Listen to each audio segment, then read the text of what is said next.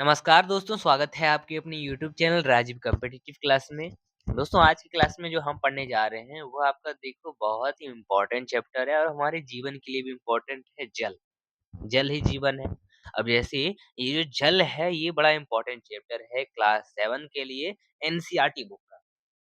तो अगर आप किसी competitive exam UPSC, BPSC, PCS किसी भी कॉम्पिटिटिव एग्जाम की या फिर अगर आप 7 क्लास में क्यों ना हो, आपके लिए क्लासेस इंपॉर्टेंट रहेगा क्योंकि हम जो है एक्सप्लेन करेंगे लाइन बाय लाइन। ठीक है?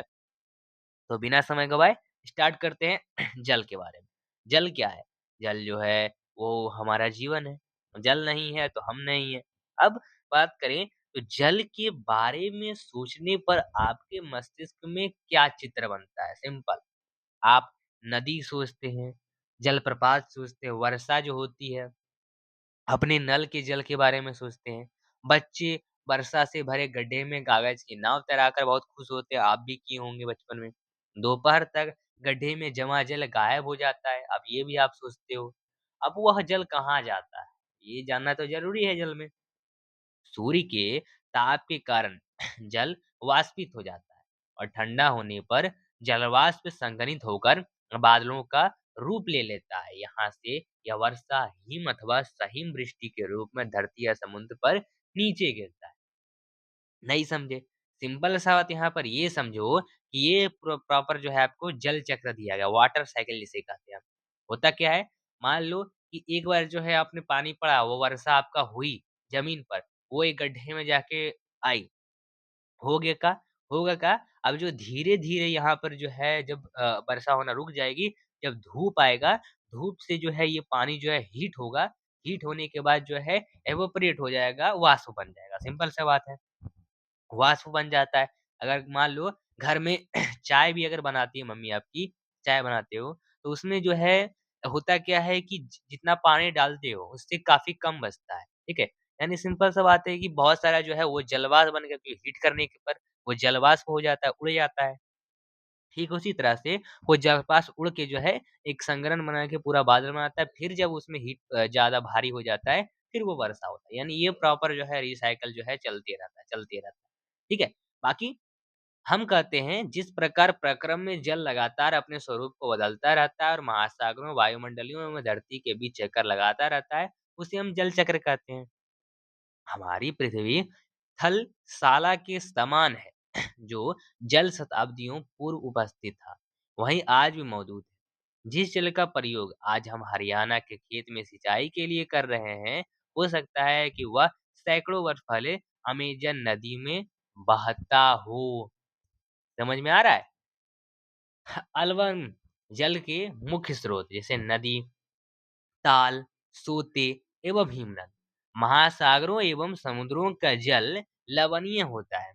इसमें अधिकांश नमक सोडियम क्लोराइड या खाने में उपयोग किए जाने वाले नमक होते हैं। ठीक है? याद रखना। चलिए आगे चलते हैं हम। आगे है यहाँ पर एक पिक्चर में देखो आपको दिखाया गया है कि कहाँ-कहाँ पूरी नदी है यानी विश्व प्रमुख जो है समुद्र, झीलें एवं नदियाँ हैं पूरे विश्व में, वो सारी चीज़ें आपको यहाँ पर दर्शा दी गई है। तो इसका आप लेना चाहते हो स्क्रीनशॉट ले लेना।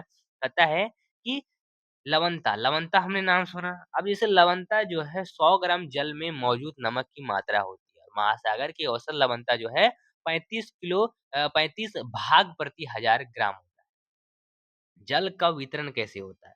अब हम सभी जानते हैं कि पृथ्वी की सतह का 3/4 भाग जल से ढका हुआ है और यदि धरती पर जल थल की जो अवस्था है जल अधिक है, तो अनेक देशों में जल की कमी का सामना क्यों करना पड़ रहा है? सिंपल सी बात मतलब ऐसा समझो कि हमारा दिल्ली ही है, दिल्ली में हो, दिल्ली में जो है जल इतना क्यों है, पानी इतना क्यों है? जब हमारा पूरा ये अर्थ मान लो है, इसमें जो है लगभग 70% पानी है, लो भाई, बाकी जो है ज़मीन है 30% तक का मान लो, ठीक है? तो अब क्यों? क्यों इसमें जो है हमारा बात बात कर लेते हैं पानी हमें इतना दिक्कत हो रहा है, जब इतना ज़्यादा मात्रा में हमारे पास जल उपलब्ध है तो। अब वो जल जो उपलब्ध है, वो क्या है? वो आपका महासागर का जल है, समुद्र का जल है, खारा जल है, जो हम पी नहीं सकते, वो पीने लायक नहीं है। वही पानी जो है आगे चलकर फ़िल्टर होके प्रॉपर जो है धीरे-धीरे बनता है पानी हम कौन-सा पीते हैं? वर्षा से होने वाली जो जल है, वो सब जो है शुद्ध जल होती है, वो सब वर्षा से होती है, ये सब का पानी अच्छा रहता है। अब जैसे लगभग हम बात कर लेते हैं, यानी कुछ ही परसेंट 2-3% ही जो बचा हुआ है, अभी तो कहा जा रहा है 0.99% इस तरह से करके जो है अभी पानी बचा हुआ है, ठीक है? अभी के डेट में देख लेते हैं, तो इतना कम जो है पानी बचा हुआ है पीने लायक और आप जो है पानी को वेस्ट करते जाते हो कि पानी तो बहुत है। समझ सकते हो कि लोगों की कितनी कठिनाई होती है जिनको जहाँ पानी नसीब नहीं होता है। तो आप खुद आपको यहाँ पर अनुमान लगा के रखना चाहिए। जैसे यहाँ पर बात कहा जाता है कि क्या हम 1 मिनट कट गया। कहता है कि क्या पृथ्वी पर मौजूद समुद्र जल हमारे लिए उपलब्ध है? निम्नलिखित तालिकाओं के जल वितरण का प्रतिशत कितना है? देखो महासागर में देखो कितना परसेंट पानी है। बर्फ बर्फ से जो पानी आता है, बर्फ क्षेत्रक जो 0.02.0 भूमिगत जल जो है हमारे पास 0.68 है।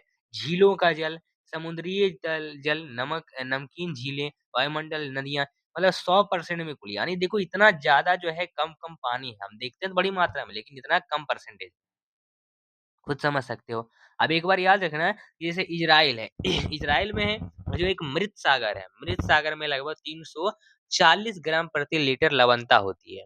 तैराक इसमें प्लव कर सकते हैं क्योंकि नमक की अधिकता इसे संघनन बना देती है। ये याद रखना।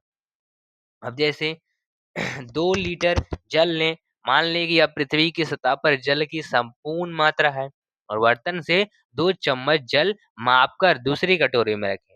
अब बर्तन से जल निकालने के बाद शेष जल जो है लवणीय जल को दर्शाता है, जो महासागर एवं समुद्र में पाया जाता है। यह जल उपभोग के लिए उपयुक्त नहीं है यह लवणीय जल है, नमक युक्त होता है और कटोरे में निकाल कर रखा गया लगभग 12 चम्मच जल होता है। पृथ्वी पर मौजूद जो है संपूर्ण अलवन जल की मात्रा को दर्शाता है और जैसे चित्र में बताया गया है कि इस जल के वितरण को दर्शाया गया है कि आप स्वयं देखें कि आप जल की कितनी मात्रा का उपभोग कर सकते हैं। तो यहाँ पर आपको ये बताया गया है, ठीक है?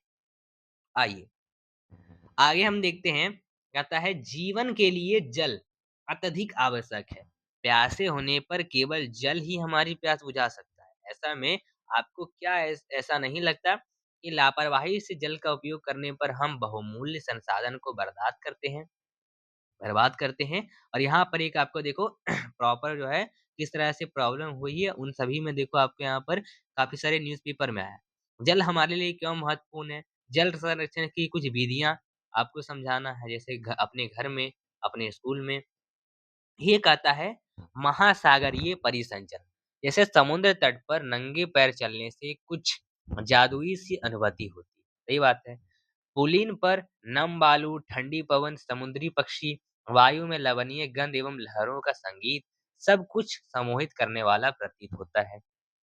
ताल एवं झील के शांत जल के वितरित महासागरीय जल हमेशा गतिमान रहता है। यह कभी शांत नहीं रहता और महासागरों की गतियों को इस प्रकार वर्गीकृत कर सकते हैं जैसे तरंगे, ज्वार भाटा एवं धाराएं। अब लगभग 22 मार्च विश्व जल दिवस के रूप में मनाया जाता है और जब जल संरक्षण की विभिन्न विधियों को प्रबलित करता है किया जाता है तब ठीक है अब तरंगे क्या होता है वैसे जब समुद्री सतह पर पवन बहती है तब तरंगे उत्पन्न होती है और जितनी ही तेज पवन चलती है तरंगे भी उतनी बड़ी होती है ये रहा तरंग अब समुद्र तट पर गेंद से खेलते समय जब गेंद जल में गिर जाती है तो क्या होता है यह दृश्य बहुत ही मनोरंजक होता है कि कैसे तरंगों के साथ गेंद तट पर वापस लौट आती है और जब महासागरीय सतह पर जल लगातार उठता है और गिरता रहता है तो इन्हें तरंगे कहते हैं ठीक है मतलब ऐसा समझो कि समुद्र को आप कभी गंदा नहीं नदियों को देखते हो बहुत गंदा होता है झीलों नदियों को देखते हो बहुत गंदा होता है लेकिन होता क्या है समुद्र समुद्र को देखो तो पूरा साफ रहता है कहीं गंदगी नहीं क्यों? लहरों की वजह से। आप जितना कचरा उसमें डालोगे वही कचरा वापस आपको दे देगा, लहरों की वजह से। यानी आप मान लो कि अगर कोई व्यक्ति मार के भी अगर फेंक भी देते हो वहाँ पर, तो लहरों के साथ जो है वो बहा-बहा कर आपको फिर से वो सतह पर ला देगा। तो ये है समुद्र। तूफ़ान में तेज वायु चलने पर विशाल तरंगें उत्पन्न होती है और इनके कारण अत्यधिक विनाश हो सकता है। भूकंप, ज्वालामुखी, उद्गार या जल के नीचे भूसंकलन के कारण महासागरीय जल अत्यधिक विस्थापित होती है। इसके परिणाम स्वरूप 15 लीटर तक की ऊंचाई वाली विशाल ज्वारीय तरंगें उठ सकती है, जिसे हम सुनामी कहते हैं। और अब तक का सबसे विशाल सुनामी 150 मीटर मापा गया था।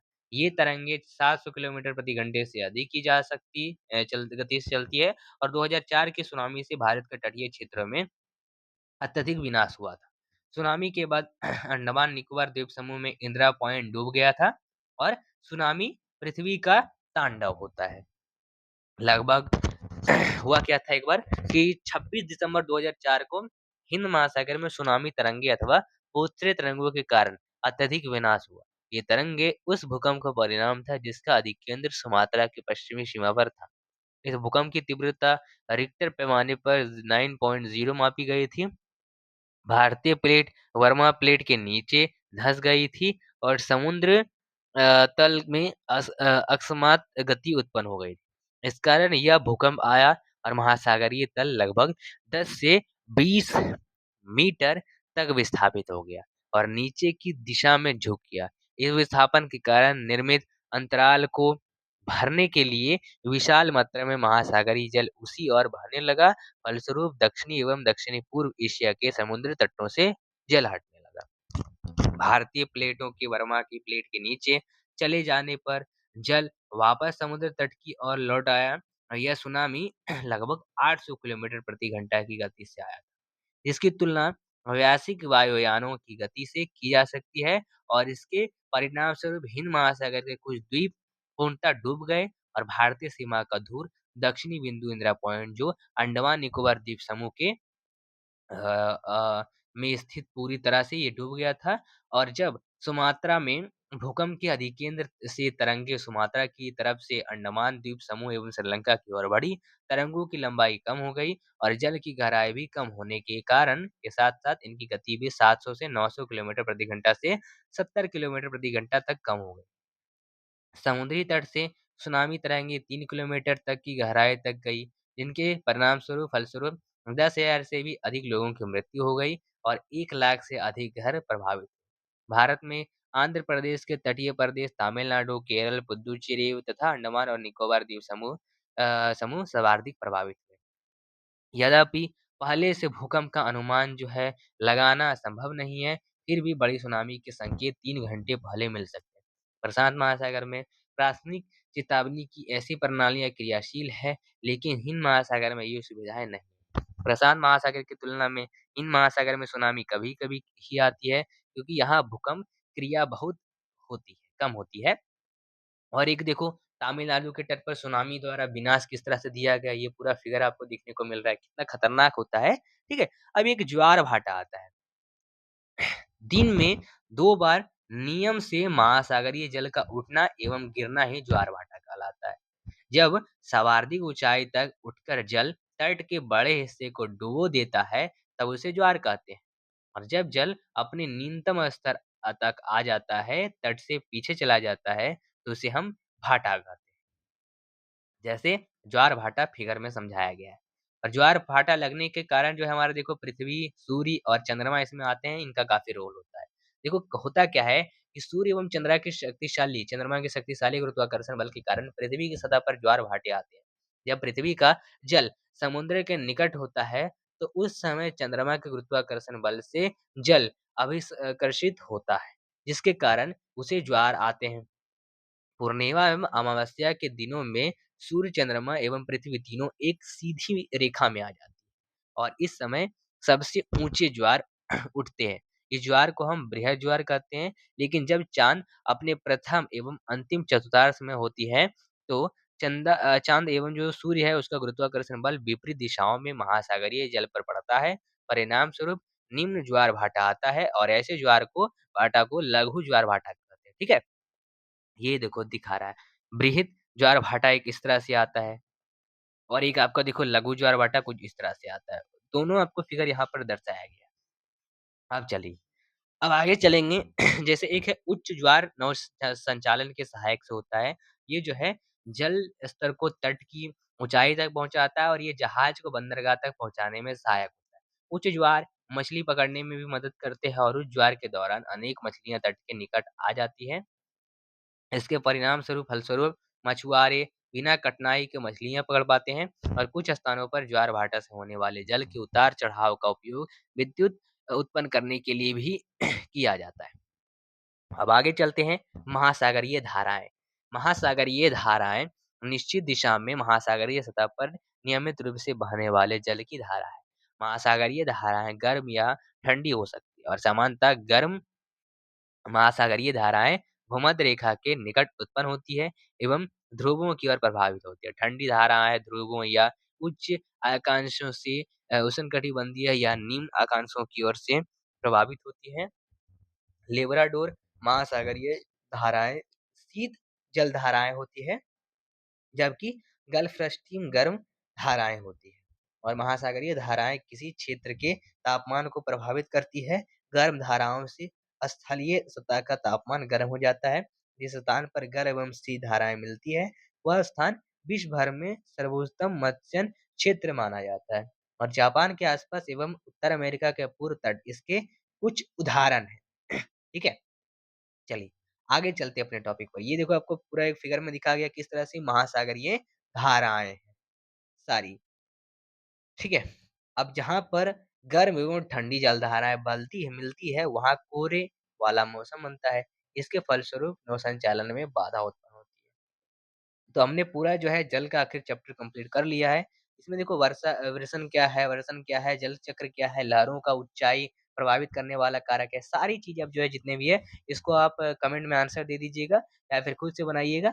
मिलते हैं फिर अगले वीडियो के साथ। वीडियो पसंद है वीडियो को लाइक करिए, शेयर करिए और चैनल को सब्सक्राइब करिए। फिर आपके लिए नेक्स्ट जो लाएँगे लाइन बाय लाइन आपके लिए नेक्स्ट चैप्टर। तो आप कमेंट करिएगा उस चैप्टर का नाम। मिलते हैं फिर अगले वीडियो के साथ। जय हिंद।